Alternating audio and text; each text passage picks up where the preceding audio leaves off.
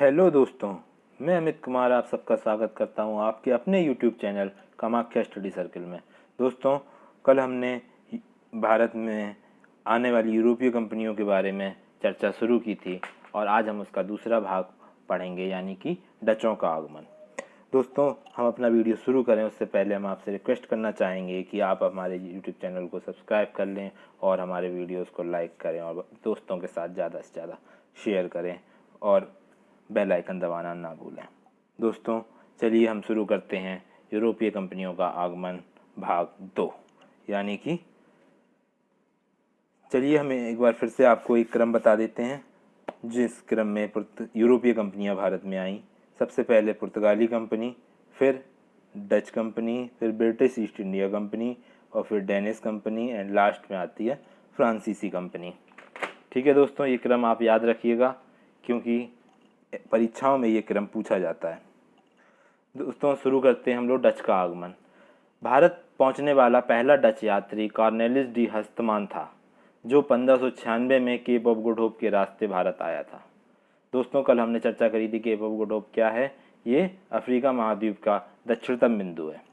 भारत से व्यापार करने के लिए डच कंपनी की स्थापना 20 मार्च 1602 को हुई। आप देख सकते हैं कि पहला डच यात्री जो आया और कंपनी की स्थापना के बीच में करीब करीब 6 वर्ष का समय है और इस कंपनी का नाम था यूनाइटेड ईस्ट कंपनी और इसे डच भाषा में इस कंपनी का नाम दिया गया था वेरिंगदे ओस्ट इंडिया कंपनी। वहाँ की संसद ने इसको 21 वर्ष के लिए व्यापार करने का एकाधिकार प्रदान किया था। इसने ये नहीं कहा था कि सारी यूरोप से कोई कंपनी नहीं जाएगी, बल्कि एकाधिकार का मतलब ये होता था दोस्तों कि 21 वर्ष तक डच, यानी कि जिसको हम नीदरलैंड और हॉलैंड कहते हैं, वहाँ से कोई कंपनी भारत के लिए या पूर्वी देशों से व्यापार करने के लिए नहीं जाएगी। डच मुख्यतः नील में, बारूद में और सूती वस्त्रों में का व्यापार करते थे और उनका उसमें भी, इन तीनों में भी सबसे ज़्यादा व्यापार उनका सूती कपड़ों का था। ठीक है दोस्तों, अब हम लोग आगे चलते हैं। डचों के लिए सबसे ज़्यादा लाभदायक का केंद्र सूरत था। ठीक है, डचों ने सोने के सिक्के भी ढलवाए थे जिसको वो पैगोडा कहते थे। ये सिक्के चंद्रगिरी के शासक के साथ समझौते करने के बाद ढलवाना शुरू हुआ था। अब दोस्तों, थोड़ा सा हम लोग यूरोपीय कंपनी के रूप में जो डच आए इनके बारे में देख लेते हैं, ये कैसे कैसे अपना वर्चस्व बनाए और अपना अपना वर्चस्व खोए। 1609 में जब वहाँ पे ये बैंकें हैं दो, एक्सचेंज बैंक और क्रेडिट बैंक ऑफ एम्स्टर्डम, तो दोस्तों इन ये दोनों ही बैंक का शुरुआत नीदरलैंड में की गई थी। कब? 1609 में और 1614 में। दोस्तों, इसके साथ ही फैक्ट्रियों की इन्होंने अलग अलग जगह पे फैक्ट्री की स्थापना की। दोस्तों, फैक्ट्री से यहाँ पे मतलब किसी, जब भी हम यूरोपीय कंपनीज की फैक्ट्रियों के बारे में बात करते हैं तो इसका तात्पर्य ये नहीं होता है कि वहाँ पे कुछ मैन्युफैक्चरिंग हो रहा था, बल्कि एक ऐसी जगह जहाँ पे ये रहते थे, रुकते थे, उसको ही ये फैक्ट्री नाम देते थे। ठीक है ना, ये फैक्टर थे बिजनेस करने वाले, तो इन फैक्टर से बना था फैक्ट्री।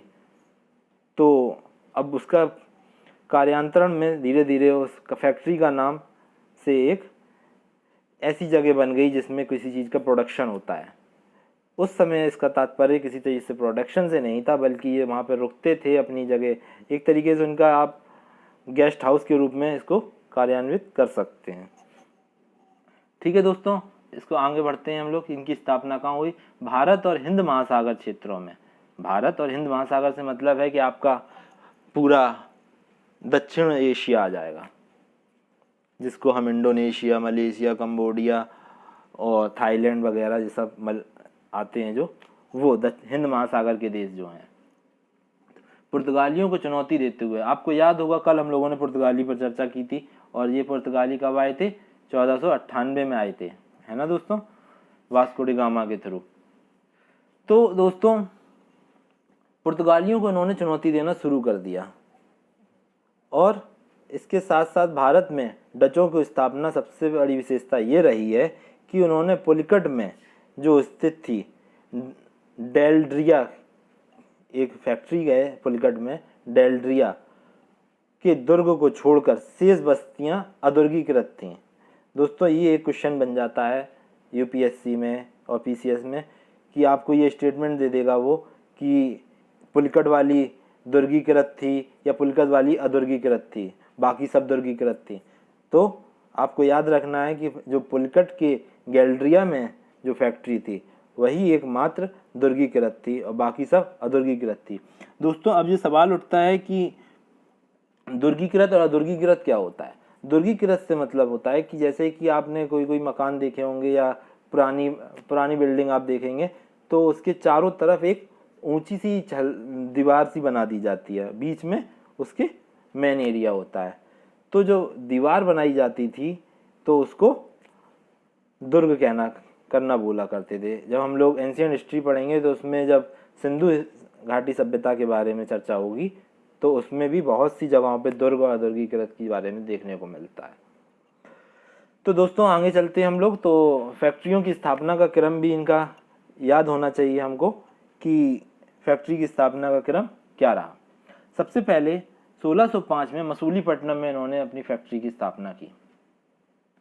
फिर 1610 में पुलिकट में, 1616 में सूरत में और 1641 में बिमिलिंगपट्टनम, ये जगह आपकी आंध्र प्रदेश में है।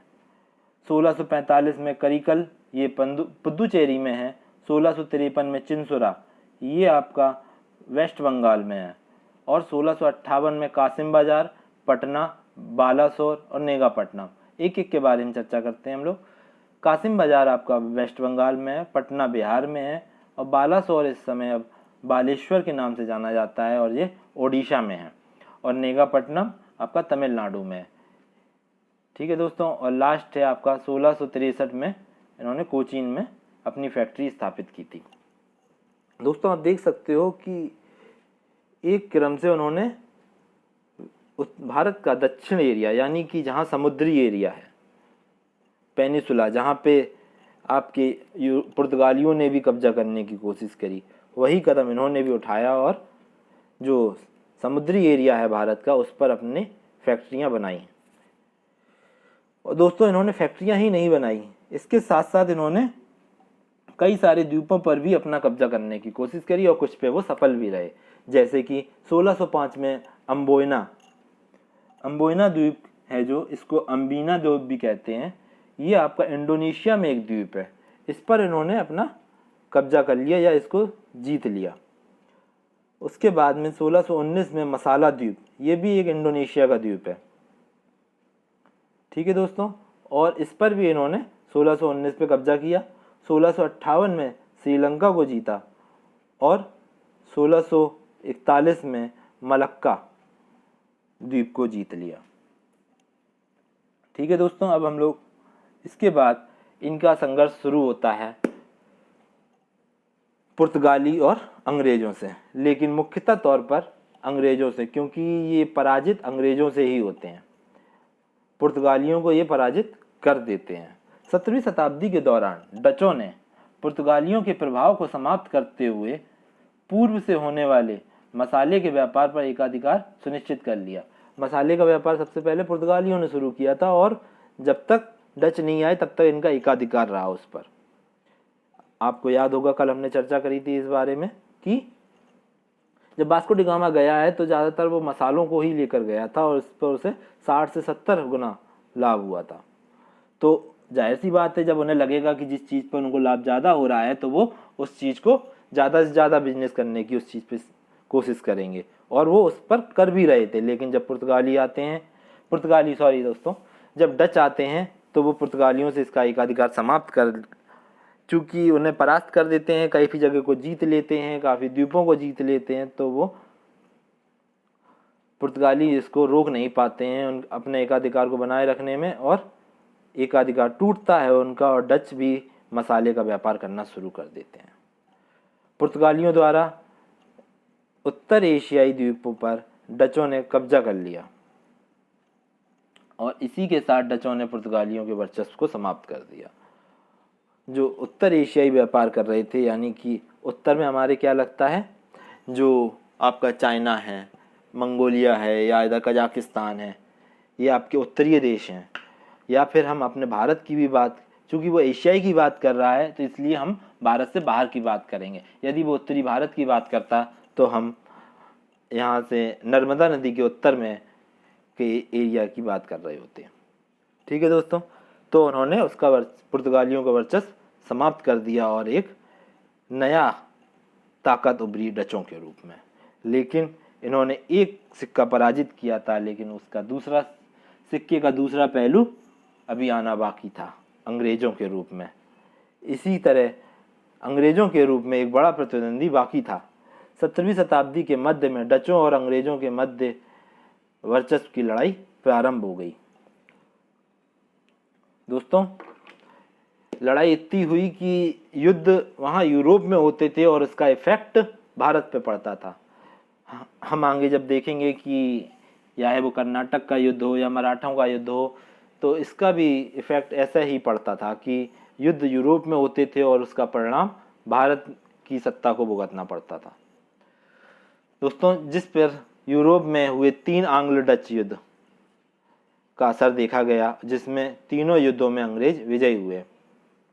अंग्रेज़ों के विजय होने की सबसे बड़ी वजह यह भी थी कि जिस पर हम लोगों ने कल भी चर्चा की थी दोस्तों, कि उनकी जो नेवी थी वो बहुत ही ज़्यादा ताकतवर थी। इस वजह से वो युद्ध में जीत जाते थे। 1717 में अंग्रेज़ों को दस्तक मिलने के बाद डच शक्ति बुरी तरह पिछड़ने लगी। दोस्तों, दस्तक की चर्चा हम लोगों ने जब उत्तर मुगल काल पढ़ रहे थे तो उसमें फर्रुखशियर द्वारा जो 3000 रुपये पे कर मुक्त व्यापार करने का आदेश दिया गया था, उसको ही दस्तक कहा गया था। और ये दस्तक जब अंग्रेज़ों को मिल गया तो इसका वो उन्होंने जितनी बुरी तरह प्रयोग कर सकते थे उतनी बुरी तरह प्रयोग किया।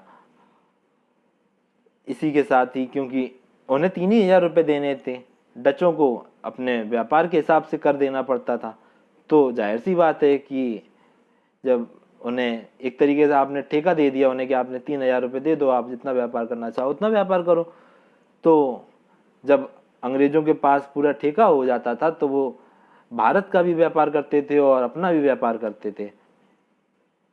भारत का व्यापार कैसे करते थे कि जो यहाँ के व्यापारी थे उनका भी व्यापार वो अपने नाम से कर देते थे और उनसे कर ले लेते थे। तो सरकार के जो वहाँ का राज्य व्यवस्था थी उसकी अर्थव्यवस्था बिगड़ जाती थी। इसी क्रम में 1759 में अंग्रेज़ों ने डचों को वेदारा के युद्ध में पराजित कर दिया। दोस्तों, ये याद रखना है आपको कि अंग्रेज़ों ने डचों को कौन से युद्ध में हराया? वेदारा के युद्ध में। और कब हराया? 1759 में हराया। और डचों की भारत में महत्वाकांक्षाओं को चकनाचूर कर दिया और डच शक्ति पूर्वी एशिया के द्वीपों तक ही सिमटकर रह गई। ठीक है दोस्तों, आपको हमारा वीडियो कैसा लगा ये आप ज़रूर बताइएगा। थैंक यू हमारा वीडियो देखने के लिए। और एक बार फिर से कि आप हमारा वीडियो, अगर आप हमारे चैनल पर नए हैं तो आप हमारा वीडियो सब्सक्राइब करें और लाइक करें और शेयर करें। धन्यवाद दोस्तों।